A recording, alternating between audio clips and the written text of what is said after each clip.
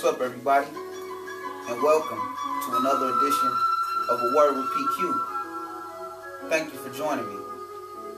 DJ, cut the music, please. Now, the first issue I want to address, and I'm bullshitting, by the way, I don't really smoke cigars, is this so-called war on drugs. Yeah. Long time ago, I don't exactly recall the year that it was, but there was a war declared on drugs and drug trafficking. And we all know the side effects of crack, heroin, and meth. Now with crack, an individual will, stoop to very low levels to feed their habit. They will steal, electronic appliances and stay up all night, sleep all day. And with someone who's a heroin addict, they vomit on themselves, defecate on themselves, and tend to nod off. And meth users stay up for days at a time. A lot of them like to clean a lot. And when they crash and when they're asleep, they stay asleep. It doesn't matter what's going on. It could be a nuclear explosion outside. You can hit them upside the head with a metal object or a wooden bat and they still won't wake up. But what about the side effects of Lipitor or Cialis or Viagra? Yeah, we've all seen the commercials. But when they're telling you the side effects of these drugs, it's always at the speed of an auctioneer. Somebody at an auction who's yelling out prices. 300, we got 300, 200, 5,000, got 5,000? Going once, going twice? Oh, we got 6,000? 7,000? Oh. It's so fast. So I did some investigating. And there was an older man, I believe he was in his 50s. And it was actually on CBS News at a certain point in time. And I believe it originally aired when Viagra was new to the market.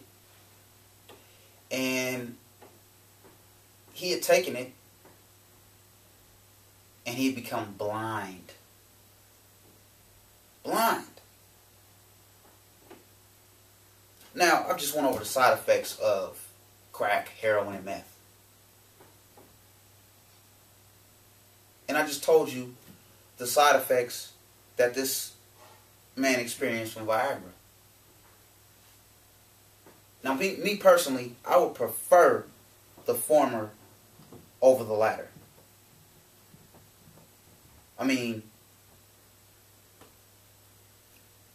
if I'm stealing or I'm staying up all night and my heart is beating at 100 miles an hour, or if I'm vomiting and nodding off and defecating on myself, or if I stay up for days at a time and sleep and cannot be woken up if there's a bomb going on outside, I would prefer all of those effects over being blind. So you tell me about the war on drugs. And another thing that gets me is when you're a kid, they always say, stay away from drugs, stay drug free, just say no. But how many people you know are on meds? And not only how many people do you know who are on meds, how many medications are people taking at once? Now, I'm no medical doctor, and I'm not going to claim or pose as one. But let me pose this question. If I'm taking 4, 5, or 6 medications at once, can't there be some health complications? Or can't one medication I'm taking conflict with the other? and cause me serious harm? Common sense would say so. So, to me, the war on drugs, the war on terror, all these wars, it's all about money. Don't buy into this BS.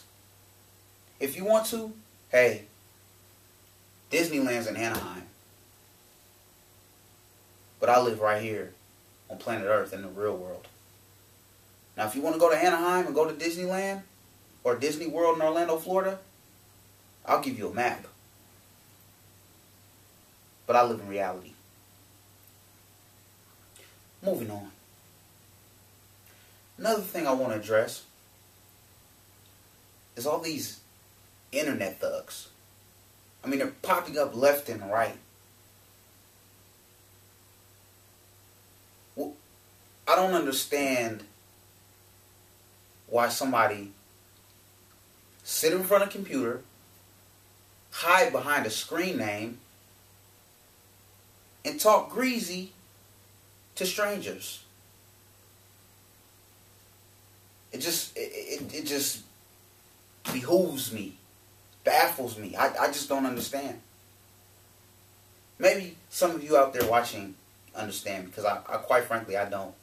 I'm confused. You send threats, and you wouldn't throw rice at a wedding, but you're gonna do such and such to somebody, and you have a tough screen name, but you're probably some unemployed 30-plus-year-old grown ass man living at home with your mom in her basement in your boxers and a wife beater, unbathed for days at a time, sitting up and making threats on the internet. As Ed Lover would say, come on, son. Get the fuck out of here. So, that just needs to stop.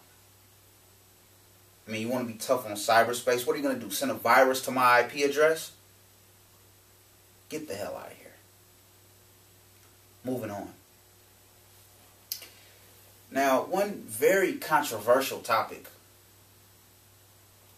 A friend of mine asked me to bring it up.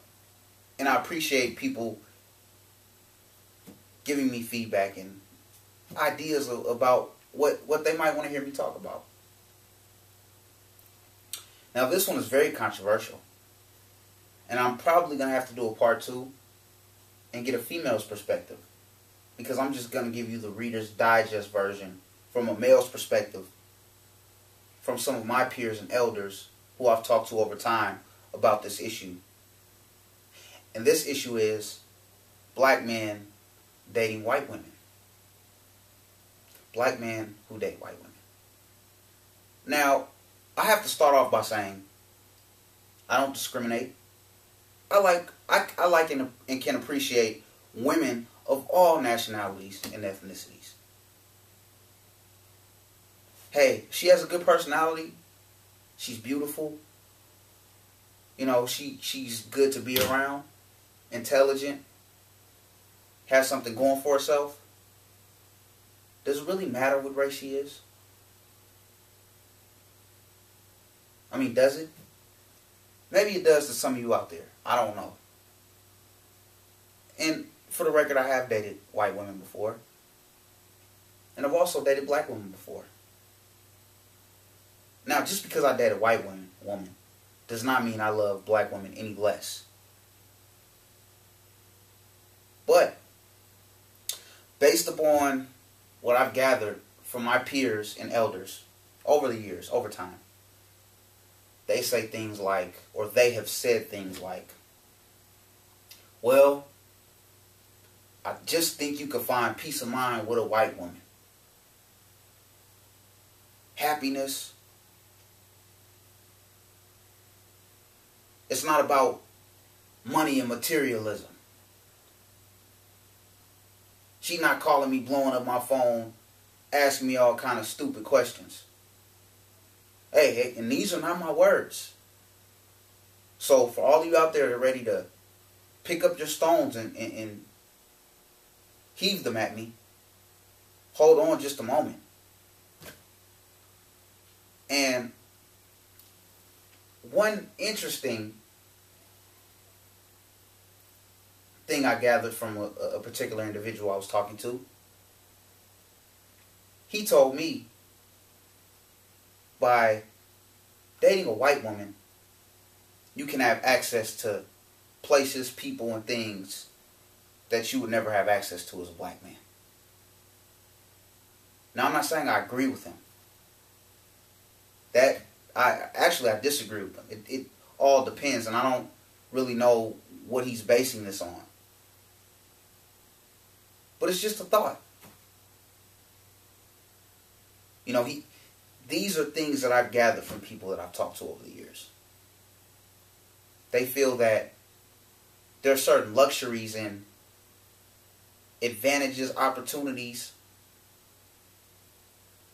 and peace that they find with white women that they just can't get elsewhere.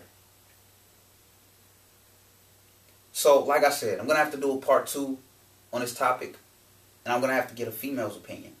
And hey, I might mix it up. You know, I'm crazy. I might just get a white woman one day, and I might just get a black woman one day, have them co-host with me, and hear some different perspectives. Because it's always good to hear other sides of the story, not just one side of the argument. But I'm not going to cut it short today, but I want to leave you guys with a special message that I received from one of the top-ranked fighters in our time, Floyd Money Mayweather. Now, recently he recorded this message, and I'll let you out there watching see what he has to say about Manny Pacquiao, the sport of boxing, himself, among other things. Check this out.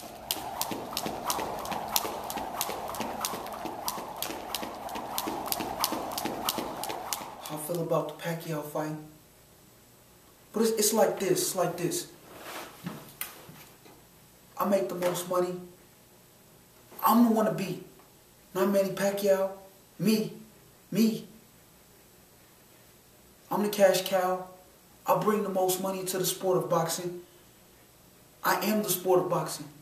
Without money made, there is no boxing. Pay-per-view won't sell out. I have the highest numbers. Not Oscar De La Hoya.